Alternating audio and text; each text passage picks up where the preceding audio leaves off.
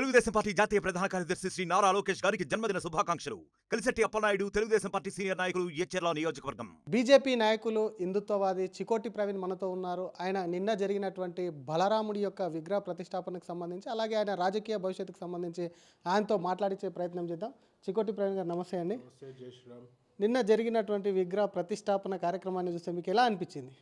నిన్న బాలరాముడి విగ్రహ ప్రతిష్ట హిందువులందరూ కూడా నిన్న గర్వంతో ఉన్నారు. నిన్న దేశం మొత్తం, రాష్ట్రంగా దేశం మొత్తం కాషాయమయమైంది. ప్రతి ఒక్కరి హృదయాలలో జై శ్రీరామ్ అనే నిదానంతో నిన్న ఒక బ్రహ్మాండమైన, అంటే ఈ సెంచరీలో one of the best programme అని చెప్పొచ్చు. నిన్న అయోధ్యలో 500 ఏళ్ల నుంచి కానిది ఇవాళ ఆ కళ హిందువులది సాకారం అయిందంటే ఓన్లీ మోదీ గారి పుణ్యాన్ని నేను అనుకోవడం. ఛత్రపతి శివాజీ మరో రూపం మా మోదీ గారు.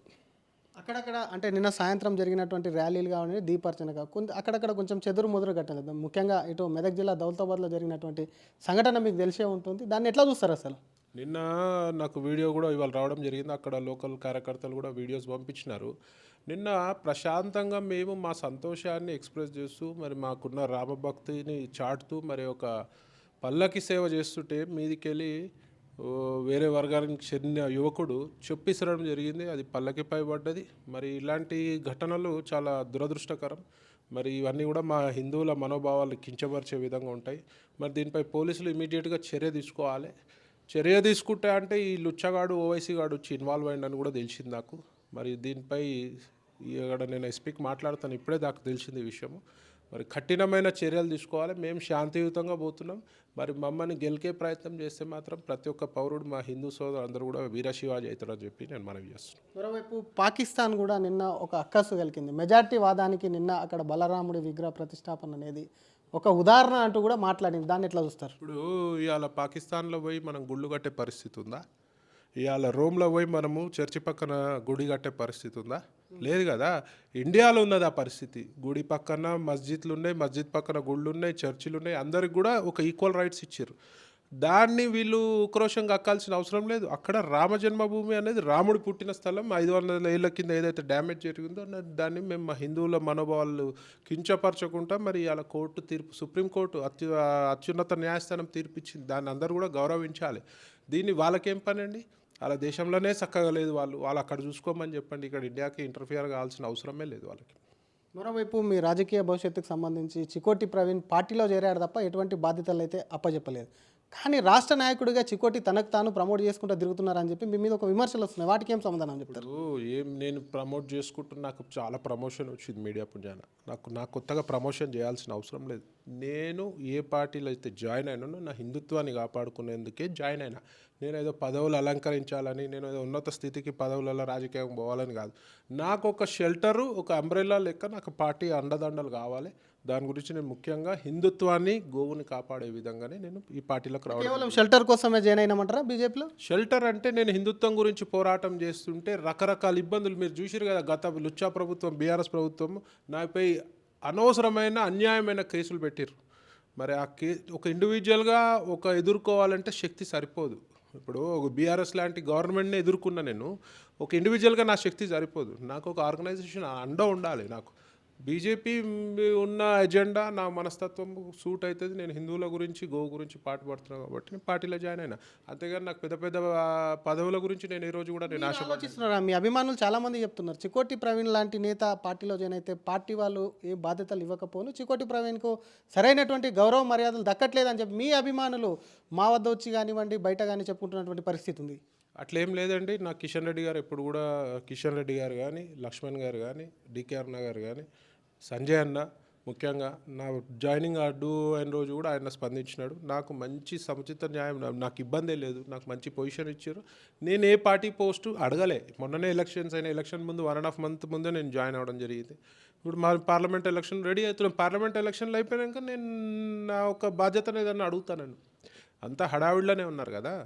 మంచి బాధ్యత అడిగినామంటే దానికి మంచి న్యాయం చేయాలనే ఉద్దేశంతో నేను వెయిట్ చేసి నేను అడుగుతాను. తొందర ఏముంది? నేను ఇంకా జూనియర్, నేను ఇంకా రాజకీయంలో వెరీ జూనియర్. సో తొందర ఏం లేదు. యంగ్ ఏజ్ మనది, మంచి భవిష్యత్తు ఉంటుంది.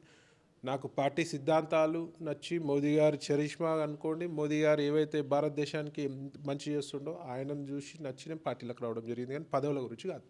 మరోవైపు హిందుత్వవాదిగా ఉన్న మీరు పార్టీలో కొంతమంది హిందుత్వవాదులు ఉన్నారు, వాళ్ళు మీ పైన పరోక్షంగా విమర్శలు చేస్తున్నటువంటి పరిస్థితి, వాళ్ళకు మీరు చెప్పే సమాధానం ఏంటి? ఎవడో మొరుగుతాడు, దాన్ని పట్టించుకోవాల్సిన అవసరం లేదు. నేను నా హిందూ ప్రేమతోటి, హిందూ మతంపై ఉన్న ప్రేమతోటి ఎన్నో జన్మల సుకృతం అంటే అదృష్టం చేసుకుంటే కానీ మనం హిందువుగా పుట్టాం. అలాంటి మతానికి ఇవాళ ఇబ్బంది ప్రమాదంలో ఉంది కాబట్టి దాన్ని కాపాడుకోనికి వచ్చిన.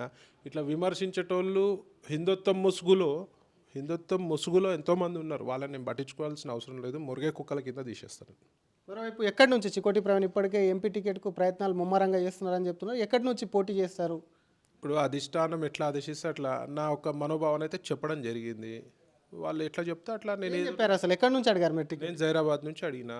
మరి వాళ్ళు ఎట్లా అనుకుంటే వాళ్ళకి చేయాలనుకుంటే ఇస్తారు. ఇచ్చినా నేను బీజేపీ సైనికుడినే, ఇవ్వకున్నా నేను పార్టీకే పాటు పడతా. మొన్న కూడా అసెంబ్లీ ఎలక్షన్లో మీరైతే చూసిరు ఎన్ని నియోజకవర్గాలు తిరిగిందో, ఏ రకంగా నా వల్ల అంతో ఎంతో ఇంపాక్ట్ బీఆర్ఎస్కి అయితే పడ్డదని నేను అనుకుంటాను. అంటే జైరాబాద్ని ఎంచుకోవడానికి కారణం ఏంటో తెలుసుకోవచ్చా? ఆడ నాకు అభిమానులు ఎక్కువ ఉన్నారు. ముఖ్యంగా నేను ఇంతకుముందు లాస్ట్ ఇయర్ శ్రీరామనవమి సందర్భంగా పోయిన ఒక స్పీచ్ ఇవ్వడం జరిగింది. నాకు అక్కడ అభిమానుల నుంచే ప్రెషర్, అన్న మా దగ్గర రావాలి, మీరు మా దగ్గర నిలబడాలని ఒక మెయిన్ ప్రెషర్ ఉంది. చూద్దాం మరి ఎట్లా ఉంటుందో. మరి జైరాబాద్ టికెట్కు సంబంధించి మొన్న బీఆర్ఎస్ సమీక్ష సమావేశం కూడా నిర్వహించడం మీకు తెలిసే ఉంటుంది. ఖచ్చితంగా మూడోసారి జైరాబాద్లో బీఆర్ఎస్ గెలుపు తథ్యమంటున్నారు, చాలా అభివృద్ధి కూడా చేసినామంటున్నారు. మీకు ఏం సమస్యలు కనిపించినాయి మరి జైరాబాద్లో? మస్తు సమస్యలు ఉన్నాయండి. బీఆర్ఎస్ ప్రభుత్వం అంటేనే సమస్యలు, స్కీములు అంటే కాదు, స్కాములు చేస్తారు వాళ్ళు. ప్రతి ప్రాజెక్టులో స్కాములే. హిందూ ద్రోహులు ఎవరన్నా ఉన్నారంటే బీఆర్ఎస్లే. సో అక్కడ ప్రజలు యాక్సెప్ట్ చేసే పరిస్థితి లేదు. ఆల్రెడీ తెలంగాణలో వాళ్ళని చీగొట్టిరు ప్రజలు, ఇంకా యాక్సెప్ట్ చేసే పరిస్థితులు లేవు. మేకపోతు గాంభీర్యం చూపించుడు తప్ప ఆ కేటీఆర్కి ఏం పని పాటలేదు. ఫస్ట్ హిందుత్వం పైన కక్ష సాధింపు చర్యలు మానుకొని, గోసేవకులపై కేసులు మానుకోమని చెప్పి కూడా హితువు చెప్పడం జరిగింది. అయినా ఏం లేదు. ఇలా గోశాపం దాకి సంక నాకపోయినారు వాళ్ళు. కానీ వాళ్ళు ఇంకా కూడా పవర్లో ఉన్నానే ఒక ఫీలింగ్లో ఉన్నారు, అది నిద్రలో ఉన్నారు వాళ్ళు. ఇంకా నాకు తెలిసి ఇక ఫ్యూచర్ అయితే లేదు బీఆర్ఎస్ పైన, అంతే సంగతి. అంతేనా? 100% అంతే. అంటే మీరు కాంగ్రెస్తో టైప్ అయి చెప్పి బీఆర్ఎస్ను నాశనం చేయాలి, బీజేపీ కాంగ్రెస్ ఒకటైందని చెప్పి నిన్న కేటీఆర్, అది నిజమేనా? నోరుకి నాలుకకి నరం లేదు, ఏది పడితే అది వాగిర్రు. అహంధోరణి మార్చుకోకనే ఇవాళ వాళ్ళకి ఆ పరిస్థితి. ప్రజలు చిరత్కిచ్చిర్రు ఇవాళ. ఇంకా అహంకారంతో నేను ఆ మేఘాలపై నడుస్తా, నోటికి వచ్చినట్టు మాట్లాడతా అంటే ఈడ పడేటోడు అవ్వలేడు. ప్రజలు అన్నీ గమనిస్తున్నారు, ప్రజలు ఆల్రెడీ బుద్ధి చెప్పారు. ఈ ఎలక్షన్లో వాళ్ళకి ఒక సీటు కూడా రాకపోవచ్చు. మరోవైపు మీకు జైరాబాద్ టికెట్కి సంబంధించి చాలామంది కూడా టికెట్ అడుగుతున్నారు. చికోట్కి ప్రవీణ్కు ఉన్నటువంటి అనుకూలమైనటువంటి అవకాశాలు ఏంది, అసలు మీకే ఎందుకు ఇవ్వాలి టికెట్? ఇప్పుడు చికోటి ప్రవీణ్ అనేది మొత్తం రాష్ట్రంలో తెలిసిన వ్యక్తి. చికోటి ప్రవీణ్ ఏమి ఆశించాడు, ప్రజల సేవ గురించి వచ్చిండు. నాకు ఏ డబ్బుల గురించి, ఏ స్కామ్ల గురించి నేను రాలే పార్టీలకి. ప్రజల సేవ, ముఖ్యంగా హిందువుల సేవ గురించి వచ్చిన. అక్కడ జరుగుతున్న చాలా అన్యాయాలు ఉన్నాయి. ఆడ మొత్తం ఓవైసీ పెత్తనాలు ఉంటాయి. ఆడ జైరాబాద్ అనే ఒక పార్లమెంట్లో ఓవైసీ చెప్పినట్టు నడుస్తుంది. వాడిని ఎదుర్కోవాలంటే నాసుంటోనికి టికెట్ ఇవ్వాలి. అక్కడ హిందుత్వం ప్రమాదంలో ఉంది కాబట్టి నేను అక్కడ కోరుకోవడం జరిగింది. నా ఒక క్వాలిఫికేషన్ చాలు. ముఖ్యంగా ప్రజలందరూ కూడా చికోటి ప్రవీణ్ వస్తే బాగుంటుంది అని చెప్పడం జరిగింది. ఇలా మీరు సర్వేలు చేయించుకోండి, క్యాండిడేట్స్ లిస్ట్ పెట్టి. ఇలా నాకు 10లో 7 మార్కులు రాకపోతే నన్ను అడగండి. థ్యాంక్ యూ అండి. ఇది చికోటి ప్రవీణ్ జైరాబాద్కు టికెట్ కూడా ఆశిస్తున్నట్టు అక్కడ తనకు ఉన్నటువంటి అవకాశాలు వెల్లడిస్తున్నాయి. మరోవైపు నిన్న అక్కడక్కడ ఘటనలు జరిగిన దాని మీద కూడా మండిపడుతున్నటువంటి ఆ పరిస్థితి. మరోవైపు బీఆర్ఎస్ అనేది వచ్చే రోజుల్లో ఉండదు, పూర్తిగా బీఆర్ఎస్ అనేది వినాశనమే తప్ప కూడా అది అభివృద్ధి కాదు. వచ్చే ఎన్నికల్లో ఒక్క సీటు కూడా బీఆర్ఎస్కు రాదంటూ కూడా చికోటి ప్రవీణ్ చెప్తున్నటువంటి పరిస్థితి. కెమెరామ్యాన్ సాంబతో శ్రీధర్, RTV హైదరాబాద్. మరిన్ని వీడియోస్ కోసం ఛానల్ ని సబ్స్క్రైబ్ చేయండి, లేటెస్ట్ అప్డేట్స్ కోసం వాట్సాప్ ఛానల్ ని ఫాలో చేయండి, అండ్ లింక్ డిస్క్రిప్షన్ లో ఉంది.